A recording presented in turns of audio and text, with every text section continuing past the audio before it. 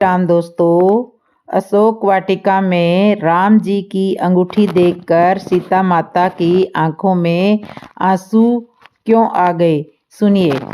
बजरंगबली को माता सीता का पता विभीषण ने बताया। समुद्र तट पर पहुंचने के बाद हनुमान जी एक पर्वत के ऊपर चढ़ गए और वहां से उन्होंने लंका की ओर देखा। लंका राज्य उन्हें दिखा, जिसके सामने एक बड़ा द्वार था और पूरी लंका सोने की बनी हुई थी। हनुमान ने एक छोटे मच्छर के आकार जितना अपना रूप धारण किया। वो द्वार से अंदर जाने लगे। उसी द्वार पर लंकनी नामक राक्षसी रहती थी। उसने हनुमान जी का रास्ता रोका तो हनुमान जी ने एक जोर का गुस्सा दिया तो वो नीचे जाके गिर गई। उसके डर के मारे हनुमान जी के आगे हाथ जोड़ लिए और लंका के भीतर जाने के लिए अनुमति दे दी। हनुमान ने माता सीता को महल के हर जगह, हर कोने कोने में ढूंढा, पर माता सीता उन्हें कहीं नहीं मिली। थोड़ी देर ढूंढने के बाद उन्हें एक ऐसा महल दिखाई दिया जिसमें एक छोटा सा मंदिर था, एक तुलसी का पौधा भी था। हनुमान जी यह देख करके अचंभे में पड़ गए कि उन्हें यह जानने की इच्छा हुई कि आखिर ऐसा कौन है जो इन असुरों के बीच में श्री राम का भक्त है। यह जानने के लिए हनुमान जी ने एक ब्राह्मण का रूप धारण किया और दरवाजे पर जा करके पुकारा। विभीषण अपने महल से बाहर निकले और जब उन्होंने हनुमान जी की ओर देखा तो वे बोले, हे महापुरुष, आपको देखकर मेरे मन को अत्यंत सुख मिल रहा है।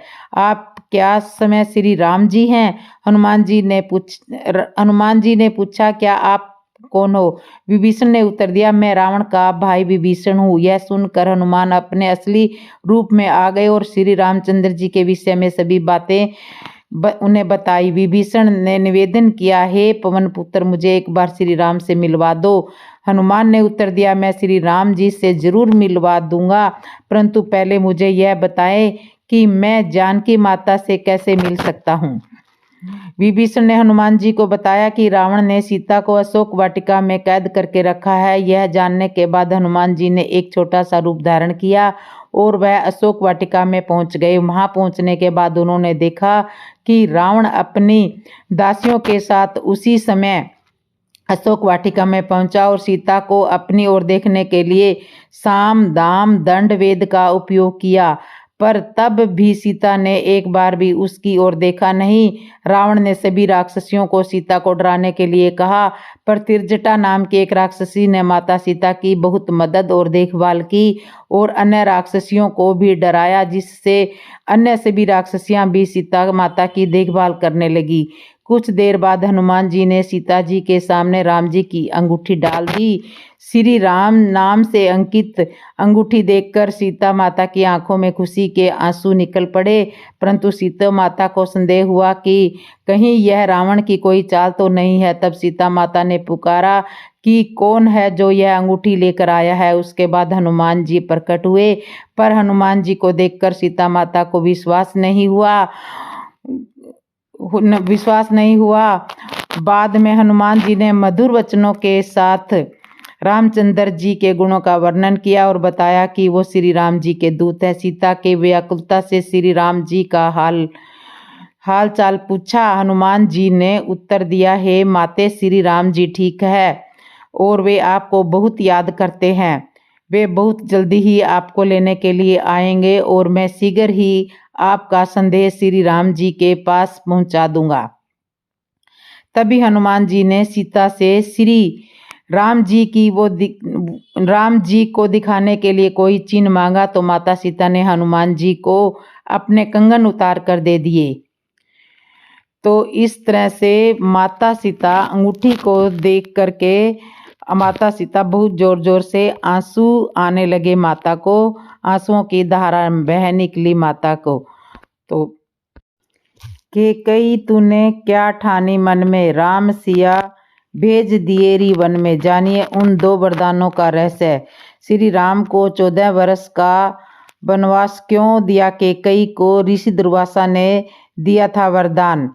तो सुनिए, हिंदू धर्म में रामायण को बहुत ही पवित्र ग्रंथ माना जाता है। रामायण में भगवान राम के जीवन का उल्लेख मिलता है। रामायण का सार तो सभी लोग जानते हैं, लेकिन रामायण में कई ऐसी कहानियां हैं जिनके बारे में बहुत ही कम लोग जानते हैं। इन्हीं कहानियों में से एक कहानी है राजा दशरथ की पत्नी कैकेयी को वरदान मिलने से जुड़ी। इस वरदान के कारण ही कैकेयी ने प्रभु श्री राम को 14 वर्ष के वनवास के लिए भेजा था। कैकेयी अपने बेटे भरत को बहुत ज़्यादा प्रेम करती थी।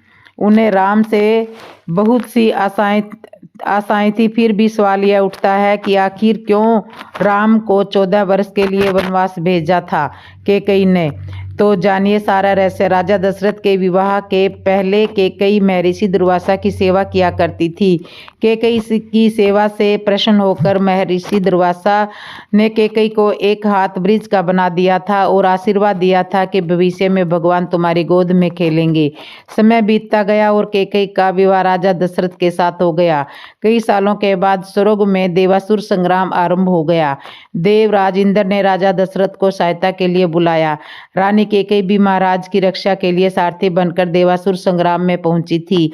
युद्ध के दौरान महाराज दशरथ के रथ के पहिए की कील निकल गई और दशरथ रथ लड़खड़ाने लगा। ऐसे में कैकेयी ने कील की जगह अपनी उंगली लगा दी और महाराज दशरथ की जान बचा ली। राजा दशरथ कैकेयी के युद्ध भूमि में साहस से बहुत प्रसन्न हुए और उन्हें 3 वरदान मांगने के लिए कहा। कैकेयी ने उस समय प्रेमवश कह दिया कि उसकी जरूरत नहीं है, अगर कभी जरूरत होगी तो मांग लूंगी। कैकेयी ने राजा दशरथ को इसी वरदान के जाल में फंसा लिया और राम के लिए 14 वर्ष का वनवास मांग लिया। लेकिन राम के लिए कैकेयी ने 14 वर्ष का वनवास ही क्यों मांगा, इसके पीछे कई अनेक राज है। कैकेयी ने ही भगवान राम के लिए 14 वर्ष का वनवास मांगकर यह समझाया कि व्यक्ति युवावस्था में अपनी 14 यानी 5 इंद्रियां, 5 कर्मेंद्रियां और मन, बुद्धि, चित्त और अहंकार को बस में रखेगा, तभी अपने अंदर के घमंड और रावण को मार पाएगा। जिस समय ये घटना अयोध्या में घट रही थी उस समय रावण की आयु में केवल 14 वर्ष ही शेष बचे थे। यह बात कैकेयी जानती थी। यह घटना तो अयोध्या में घट रही थी लेकिन इसकी योजना देवलोक में बन रही थी। कैकेयी को राम पर भरोसा था लेकिन दशरथ को नहीं था, क्योंकि वह राम के साथ पुत्र मोह में बंधे हुए थे। भगवान राम श्री हरि विष्णु के अवतार थे। यह सारी योजना उन्हीं की बनाई हुई थी।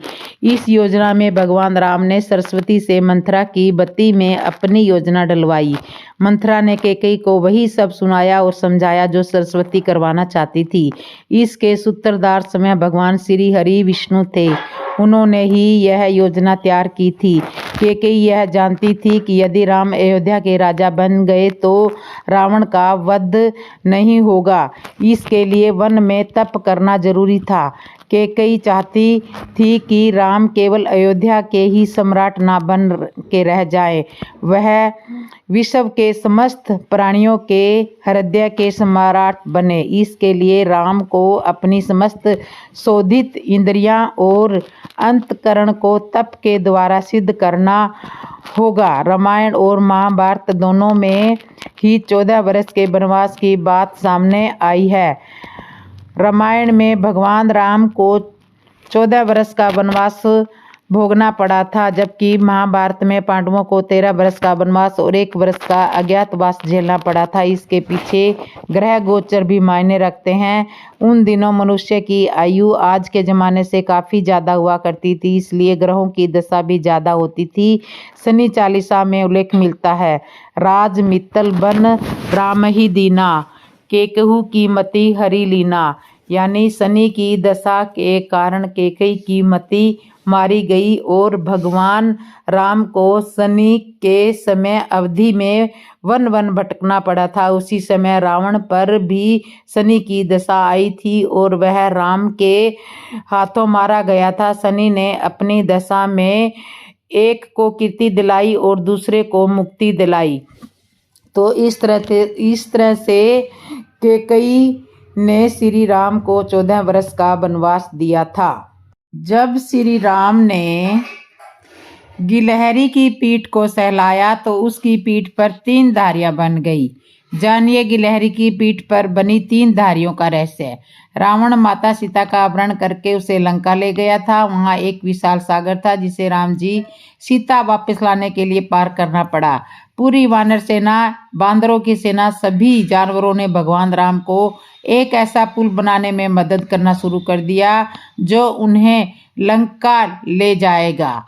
राम अपनी पूरी सेना के समर्पण और जुनून से गहराई से आगे बढ़े। उसमें देखा कि एक छोटी गिलहरी भी अथक परिश्रम कर रही थी। गिलहरी ने उसके मुंह से छोटे पत्थर उठाए और उन्हें पत्थर के पास रख दिया। गिलहरी के उत्साह को देखकर एक बंदर ने उस वक्त नष्ट कर दिया जब उसने उसका मजाक उड़ाते हुए कहा कि उसे दूर रखना चाहिए वरना वह कुचली जाएगी। बंदर को हंसते हुए देखकर बाकी सभी भी इस नन्ही गिलहरी का मजाक उड़ाने लगे। गिलहरी को ठेस पहुंची और वह रोने लगी। परेशान गिलहरी राम के पास दौड़ी हुई गई और पूरी घटना की शिकायत की। राम ने सभी को इकट्ठा किया और उन्हें दिखाया कि कैसे छोटी गिलहरी द्वारा फेंका गया कंकड़ 2 पत्थरों को जोड़ रहा था। उन्होंने यह भी कहा कि कोई योगदान छोटा बड़ा नहीं है, जो मायने रखती है वह मनसा और भक्ति है। गिलहरी की मेहनत की सराहना करते हुए राम ने प्यार से गिलहरी की पीठ को उंगलियों से सहलाया। इससे गिलहरी की पीठ पर 3 धारियां बन गई। माना जाता है कि इस घटना से पहले गिलहरी के शरीर पर धारियां नहीं थी। यह बच्चों के लिए एक महान नैतिक कहानी है जो उन्हें छोटे और बड़े दोनों प्रयासों के महत्व को पहचानने में मदद करेगी। तो इस तरह से श्री राम ने गिलहरी की पीठ को सहलाया तो उनकी पीठ पर 3 धारियां बन गई। क्या श्री राम को पहले से पता था कि वनवास के दौरान कौन कौन से कष्ट आएंगे? आखिर वनवास के वो कौन से कष्ट थे जिसका जिक्र श्री राम ने माँ जानकी से किया था? सुनिए ये रोचक कथा।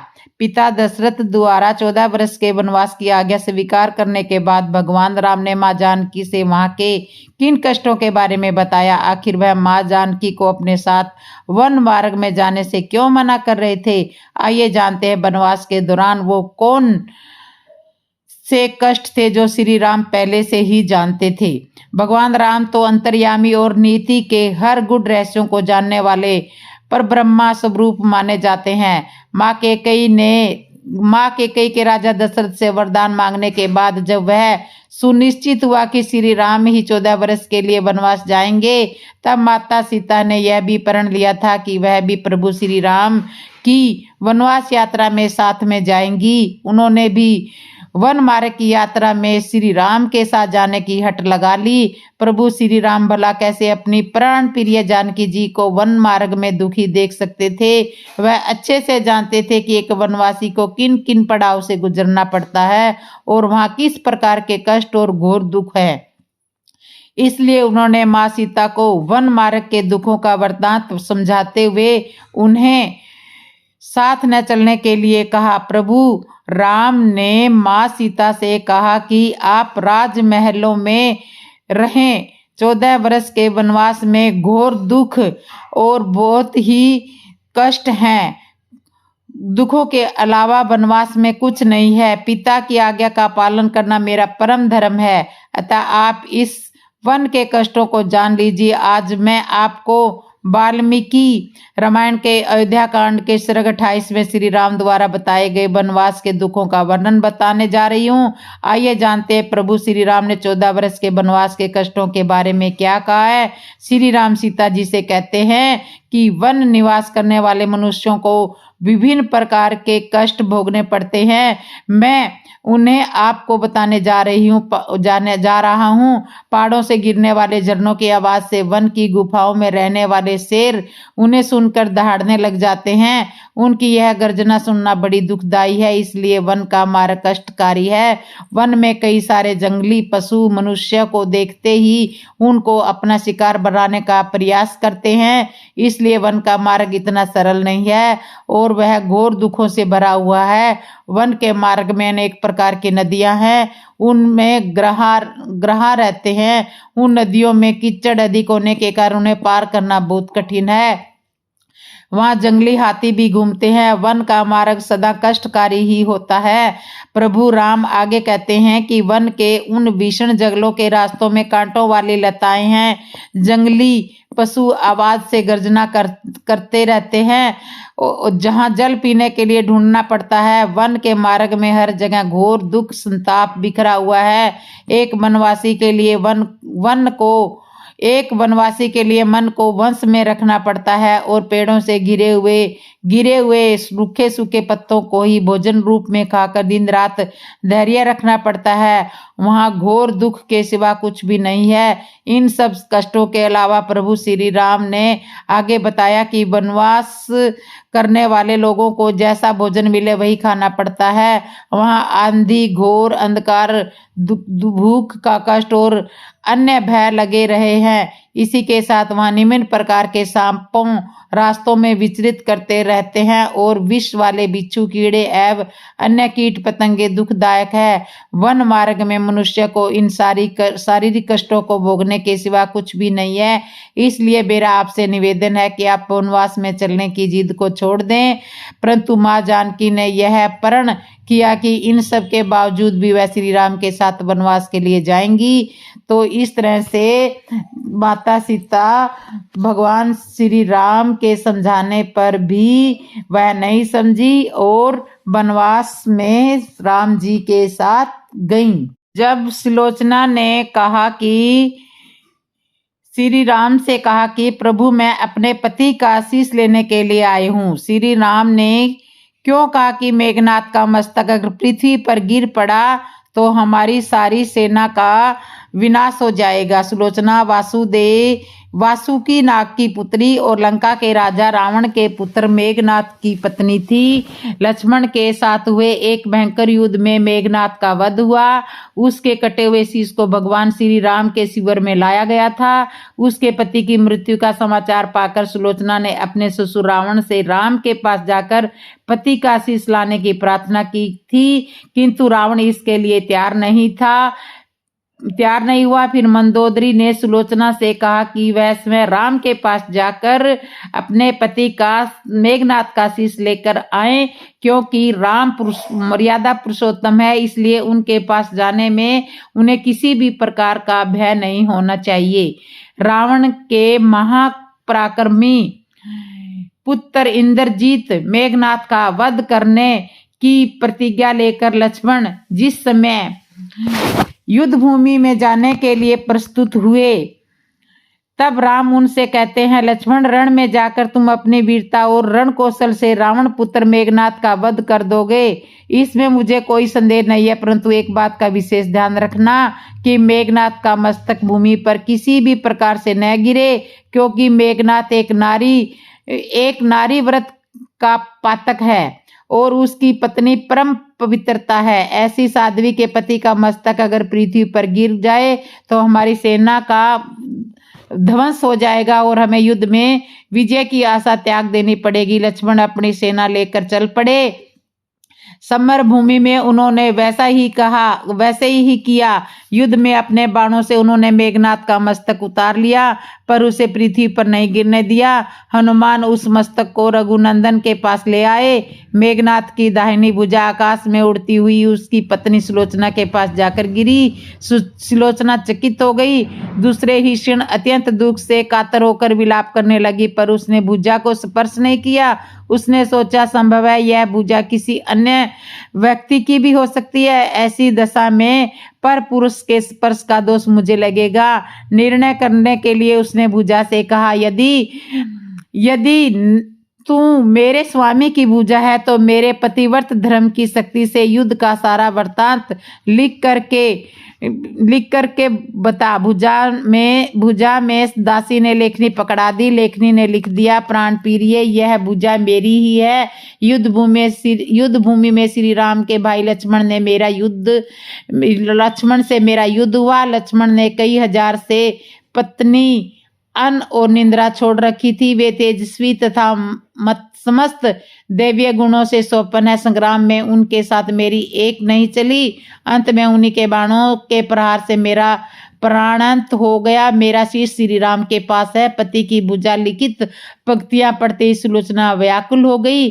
पुत्र वधू के विलाप को सुनकर लंकापति रावण ने आकर कहा, शोक ना कर पुत्री, प्रातः होते ही सहस्त्रों मस्तक मेरे बाणों से कट कट कर पृथ्वी पर लौट आएंगे। मैं रक्त की नदियां बहा दूंगा। करुण चित्कार करती हुई सुलोचना बोली, पर इससे मेरा क्या लाभ होगा? सहस्त्रों नहीं, करोड़ों शीश भी मेरे स्वामी के शीश के अभाव की पूर्ति नहीं कर सकेंगे। सुलोचना ने निश्चय किया कि मुझे अब सती हो जाना चाहिए, किंतु पति का शव तो रामदल में पड़ा हुआ था, इसलिए वह कैसे सती हो सकती थी। जब अपने ससुर रावण ने उसने अपना अभिप्राय कहकर अपने पति का शव मंगवाने के लिए कहा, तब रावण ने मना करने पर मंदोदरी ने कहा, देवी तुम समय ही रामदल में जाकर अपने पति का शीश प्राप्त करो। जिस समाज में बार ब्रह्मचारी हनुमत, परम जितेंद्रिय लक्ष्मण तथा एक पत्नी वर्ती भगवान श्री राम विद्वान है,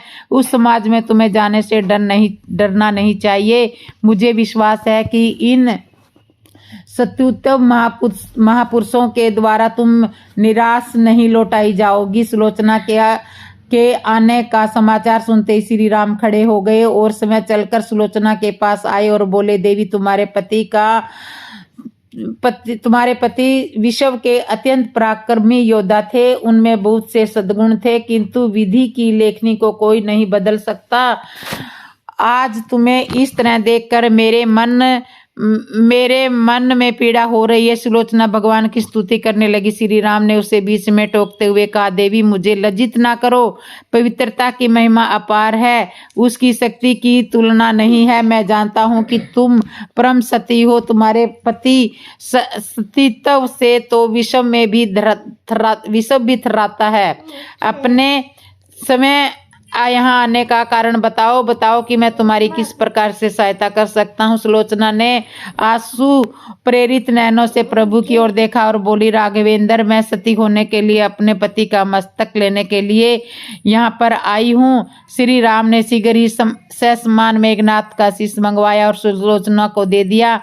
पति का छिन्न शीश देखते सुलोचना का हृदय अत्यधिक द्रवित हो गया। उसकी आंखों से बड़े जोर से आंसू बरसने लगे। रोते रोते उसने पास खड़े लक्ष्मण की ओर देखा और कहा, सुमित्रानंदन तुम भूल कर भी गर्व मत करना कि मेघनाथ का वध मैंने किया है। मेघनाथ को धराशायी करने की शक्ति विश्व में किसी के पास नहीं थी। यह तो दो पतिव्रता नारियों का भाग्य था। आपकी पत्नी भी पतिव्रता है और मैं भी पति चरणों में अनुरक्ति रखने वाली उनकी अनन्य उपासिका हूँ। पर मेरे पति देव पवित्रता नारी का अपहरण करने वाले पिता का अन्न खाते थे और उन्हीं के लिए युद्ध में उतरे थे। इसी से मेरे जीवन का धन परलोक सिधारे हैं। यदि सभी योद्धा सुलोचना को राम शिविर में देखकर चकित थे। वे यह नहीं समझ पा रहे थे कि सुलोचना को यह कैसे पता चला कि उसके पति का शीश भगवान राम के पास है। जिज्ञासा शांत करने के लिए सुग्रीव ने पूछ ही लिया कि यह बात कैसे आपको ज्ञात हुई कि मेघनाथ का शीश श्री राम के शिविर में है। सुलोचना ने स्पष्टता से बता दिया कि मेरे पति की पूजा युद्ध भूमि से लड़ती हुई मेरे पास चली आई थी। उसी ने लिखकर मुझे बता दिया। व्यंग भरे शब्दों में सुग्रीव बोल उठे, निष्प्राण भुजा यदि लिख सकती है तो फिर वह कटा हुआ शीश भी हंस सकता है। श्री राम ने कहा, व्यर्थ बातें मत करो मित्र, पवित्रता के महत्व को तुम नहीं जानते। यदि वह चाहे तो यह कटा हुआ शीश भी हंस सकता है। श्री राम की मुख कृति देखकर सुलोचना उसके भावों को समझ गई। उसने कहा, यदि मैं मन वचन और कर्म से पति को देवता मानती हूँ तो मेरे पति का यह निर्जीव मस्तक हंस पड़े। सुलोचना की बात पूरी भी नहीं हुई थी कि कटा हुआ मस्तक जोर जोर से हंसने लगा। यह देखकर सभी दंग रह गए। तो सभी ने पवित्रता सुलोचना को प्रणाम किया और सभी पवित्रता की महिमा से परिचित हो गए थे। चलते समय सुलोचना ने श्री राम से प्रार्थना की थी कि भगवान आज मेरे पति की अंत्येष्टि क्रिया है और मैं उनकी सहचरी उनसे मिलने जा रही हूँ, अतः आज युद्ध बंद रहे। श्री राम ने सुलोचना की प्रार्थना को स्वीकार कर लिया। सुलोचना पति का सिर लेकर वापस लंका आ गई। लंका में समुद्र के तट पर एक चंदन की चिता तैयार की गई। पति का शीश गोद में लेकर सुलोचना चिता पर बैठी और धधकती हुई अग्नि में कुछ ही क्षणों में सती हो गई। तो इस तरह से सुलोचना पति का शीश लेने के लिए राम के शिविर में पहुंची। 14 साल तक लक्ष्मण ने नहीं किए थे 3 काम, तभी कर पाए थे वो मेघनाथ का वध। यदि लक्ष्मण का यह तप पूर्ण नहीं होता तो मेघनाथ नहीं मारा जाता। रहस्य जानकर आप भी हैरान रह जाएंगे। मेघनाथ लंकापति रावण का सबसे बड़ा पुत्र और युवराज था। माना जाता है कि रावण बहुत ही विद्वान था। रावण अपने से भी कहीं ज्यादा गुणवान, पराक्रमी और विद्वान अपने बड़े पुत्र मेघनाथ को बनाना चाहता था। धर्म ग्रंथों के अनुसार अपने पुत्र को सबसे ज्यादा शक्तिशाली और अजर अमर बनाने की कामना को लेकर त्रिलोक विजेता रावण ने उसके जन्म के समय सभी देवताओं को एक ही स्थान अर्थात 11वें घर में मौजूद रहने के लिए कहा था, लेकिन भगवान शनि ने रावण की आज्ञा का पालन नहीं किया और 12वें घर में जाकर बैठ गए, जिससे मेघनाथ अजर अमर न हो सके। श्री राम और रावण के बीच युद्ध में लक्ष्मण ने मेघनाथ का वध किया था। लक्ष्मण ने अपने बाण से मेघनाथ का सिर धड़ से अलग कर दिया था। कहते हैं कि लक्ष्मण जी के अलावा मेघनाथ को कोई नहीं मार सकता था। आखिर क्यों? यह कथा हमें रामायण से इतर मिलती है। एक बार की बात है कि अगस्त्य मुनि अयोध्या आए और लंका युद्ध पर चर्चा करने लगे। भगवान श्री राम ने बताया कि कैसे लक्ष्मण ने इंद्रजित और अधिकाय जैसे शक्तिशाली असुरों का वध किया और मैंने किस तरह से रावण और कुंभकर्ण को मारा। यह सुनकर अगस्त्य मुनि ने कहा, भगवान यह सही है कि रावण और कुंभकर्ण प्रचंड वीर थे, लेकिन सबसे बड़ा वीर तो मेघनाथ ही था जिसका वध लक्ष्मण ने किया।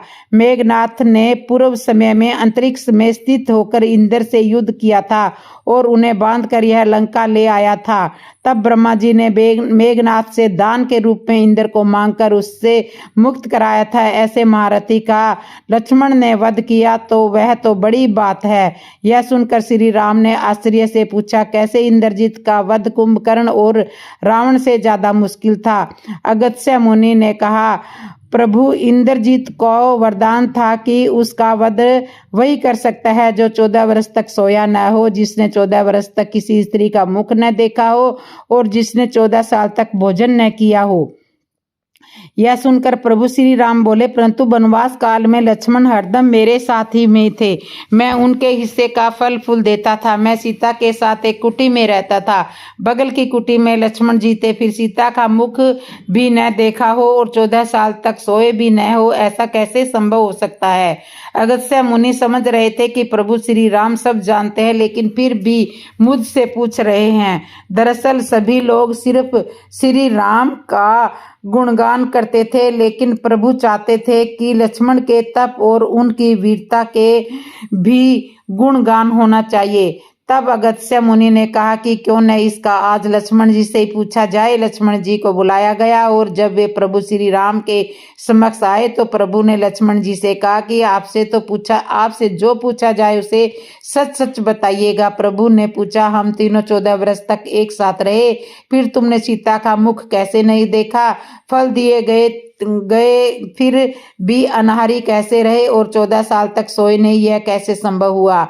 तब लक्ष्मण जी ने बताया, भैया जब हम भाभी को तलाशते ऋषिमुख पर्वत पर गए तो सुग्रीव ने हमें उनके आभूषण दिखाकर पहचानने को कहा था। आपको स्मरण होगा कि मैं तो सिवाय उनके पैरों के नुपुर के कोई आभूषण नहीं पहचान पाया था, क्योंकि मैंने कभी भी उनके चरणों के ऊपर देखा ही नहीं। आप 14 वर्ष तक सोने के बारे में सुनिए। आप और माता एक कुटिया में सोते थे। मैं रात भर बाहर धनुष पर बाण चढ़ाए पहरेदारी में खड़ा रहता था। निंद्रा ने मेरी आंखों पर कब्जा करने की कोशिश की थी तो मैंने निंद्रा को अपने बाणों से बेध लिया था। कहते हैं कि लक्ष्मण के बदले उनकी पत्नी 14 वर्ष तक सोती रही थी।